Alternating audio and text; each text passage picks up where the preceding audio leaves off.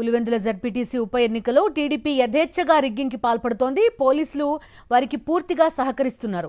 ఉదయం 6 గంటలకే పులివెందుల రూరల్ పరిధిలోని అన్ని పోలింగ్ కేంద్రాలను టీడీపీ నాయకులు ఆక్రమించుకున్నారు. కమలాపురం, జమ్మలమడుగు, మైదుకూరు నుంచి వచ్చిన టీడీపీ క్యాడర్ దొంగ ఓట్లు వేస్తున్నారు. టీడీపీ మాజీ సర్పంచ్ సుధాకర్, మహమ్మద్ రఫీ, అనకాల రమేష్ దొంగ ఓట్లేశారు. టీడీపీ నాయకులకు వంత పాడుతున్న పోలీసులు డైవర్షన్ పాలిటిక్స్ ప్రారంభించారు. డీఐజీ కోయ ప్రవీణ్ ఫుల్ ఫోర్స్తో వైఎస్ఆర్సీపీ కార్యాలయంలోకి ఎంటర్ అయి హడావుడి ప్రారంభించారు.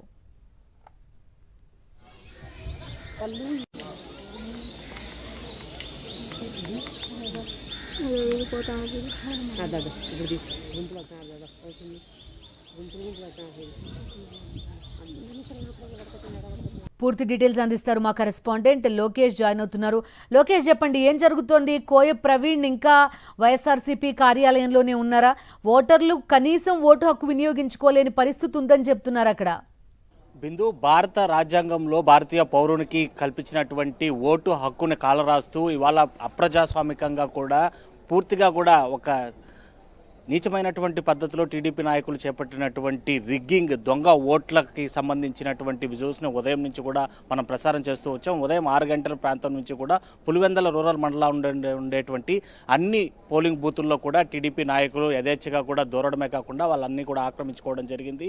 ఇటు జమ్మలమడుగు, కమలాపురము, అదేవిధంగా మైదుకూరుకు సంబంధించి 3 నియోజకవర్గాల నుంచి కూడా పెద్ద సంఖ్యలో టీడీపీకి నేతలు, అది అంటే మార్కెట్ యార్డ్ చైర్మన్లు కావచ్చు, వైస్ చైర్మన్లు కావచ్చు, అదేవిధంగా సర్పంచ్లు కావచ్చు, మాజీ సర్పంచ్లు, ఎంపీటీసీలు వీళ్ళందరూ కూడా పెద్ద ఎత్తున అక్కడికి చేరుకొని అక్కడ ఓటు హక్కు లేనప్పటికీ కూడా దొంగ ఓట్ల పరంపరకు వాళ్ళు శ్రీకారం చుట్టినటువంటి పరిస్థితి. క్యూ లైన్లో నిల్చొని మరి వాళ్ళు దొంగ స్లిప్ల ద్వారా అక్కడ ఉన్నటువంటి గ్రామస్తుల దగ్గర నుంచి కూడా బెదిరించి, అదేవిధంగా నయానో భయానో వాళ్ళ దగ్గర నుంచి లాక్కున్నటువంటి స్లిప్పులతో దొంగ ఓట్లకు యథేచ్ఛగా పాల్పడినటువంటి ఘటనలు చూసాము. ఇటు ఏదైతే నల్లపురెడ్డిపల్లి కావచ్చు, అదేవిధంగా నల్లగొండు వారిపల్లికి సంబంధించి కావచ్చు, కొత్తపల్లికి సంబంధించి కావచ్చు, అదేవిధంగా మోట్నోత్తనపల్లికి సంబంధించి కావచ్చు, ప్రతి ఒక్క బూత్లో కూడా తమ ఓటు హక్కును వినియోగించుకోవడానికి స్వచ్ఛందంగా వస్తున్నటువంటి ఓటర్లకి ఎవరికి కూడా అనుమతి ఇవ్వకుండా పోలీసుల సమక్షంలోనే టీడీపీ గుండాలు, టీడీపీ మోకలు యథేచ్ఛగా కూడా ఈ దొంగ ఓట్ల పరంపరకు శ్రీకారం చుట్టడమే కాకుండా అది కంటిన్యూషన్ ఇంకా జరుగుతూనే ఉంది.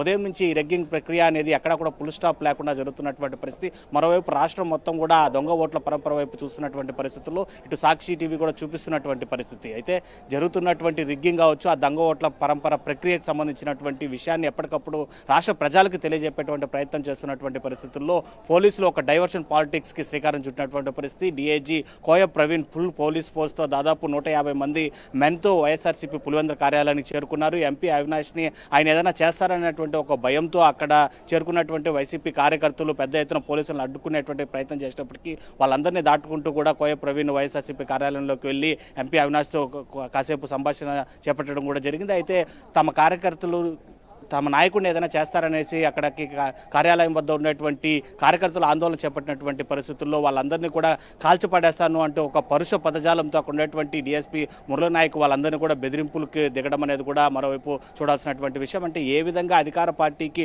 పోలీసులు కొమ్ము కాస్తున్నారు అనేటువంటి ప్రక్రియ చాలా కంటికి కట్టినట్టు కనిపిస్తున్నటువంటి చర్యగా కూడా చెప్పాలి. ఇక దాదాపు 15 పోలింగ్ బూతులు 9 సెంటర్లు ఉన్నప్పటికీ కూడా ప్రతి చోట కూడా ఉదయం నుండి ఇదే తంతు కొనసాగుతుంది. రిగ్గింగ్కి పోలీసుల సహకారం పూర్తిగా అందటంతో, అంటే ఎక్కడైనా కూడా టీడీపీ నాయకులకి రిగ్గింగ్ కానీ కొద్దిగా ఏదైనా ఇబ్బంది తలెత్తితే అక్కడికి పోలీస్ ఫోర్స్ని మరింతగా పంపించి వాళ్ళు స్వేచ్ఛగా స్వచ్ఛందంగా హ్యాపీగా వేసుకోవడానికి కూడా పోలీసులు సహకరించడం అనేది మొట్టమొదటిసారి ఇవాళ పులివెందుల్లోనే చూడాల్సినటువంటి పరిస్థితి. రాష్ట్ర ప్రజలంతా కూడా ఒకటే గమనిస్తున్నారు. ఇవాళ నిజంగానే ప్రజాస్వామ్యాన్ని కూని జరిగినటువంటి ఒక దుర్దినంగా కూడా చరిత్రలో మిగిలిపోయినటువంటి ఒక రోజుగా కూడా ఓటర్లు అభిప్రాయపడుతున్నటువంటి పరిస్థితి. సాయంత్రం 6 గంటల అనంతరం కూడా వాళ్ళందరూ కూడా ఓటు హక్కు వినియోగించుకున్నటువంటి వ్యక్తులు ఎవరైతే ఓటర్లు ఉన్నారో వాళ్ళందరూ కూడా తమ చేతికి సిరా చొక్క లేదు అనేటువంటి ఒక కంప్లైంట్ని స్వచ్ఛందంగా కూడా ఎన్నికల కమిషన్ ముందుకు తీసుకెళ్లాలనేటువంటి ప్రయత్నాల్లో భాగంగా కూడా వాళ్ళు కూడా ముందరకు కదిలి వచ్చేటువంటి అవకాశాలు చాలా స్పష్టంగా కనిపిస్తున్నాయి. ఇప్పటికే ఇండిపెండెంట్ క్యాండిడేట్లకు సంబంధించి తమ ఏజెంట్లు కావచ్చు, అదేవిధంగా వైఎస్ఆర్సీపీకి సంబంధించినటువంటి ఏజెంట్లను ఎవరిని కూడా బూత్ లోపలికి అలౌ చేయకుండా వాళ్ళందరినీ బెదిరింపులకు గురి చేసి కొన్ని చోట్లయితే యథేచ్ఛగా దాడులకే పాల్పడుతున్నారనేటువంటి విషయాన్ని కూడా ఎలక్షన్ కమిషన్కి ఫిర్యాదు చేసినప్పటికీ కూడా వాళ్ళు కూడా ఎటువంటి చర్యలు చేపట్టినటువంటి పరిస్థితి. ఇటు పోలీసు యంత్రాంగము, అటు ఎలక్షన్ కమిషన్ పూర్తి స్థాయిలో ఒక పక్కగా అంటే అధికార పార్టీకి పూర్తి స్థాయిలో సహకరిస్తుందని చెప్పడానికి ఇవాళ పులివెందులకు సంబంధించినటువంటి జడ్పీటీసీ ఉప ఎన్నికే ప్రధాన కారణంగా, అదేవిధంగా నిదర్శనంగా కూడా చూపించేటువంటి ప్రయత్నం అయితే మనం చెప్పగలం. రైట్. ఓకే.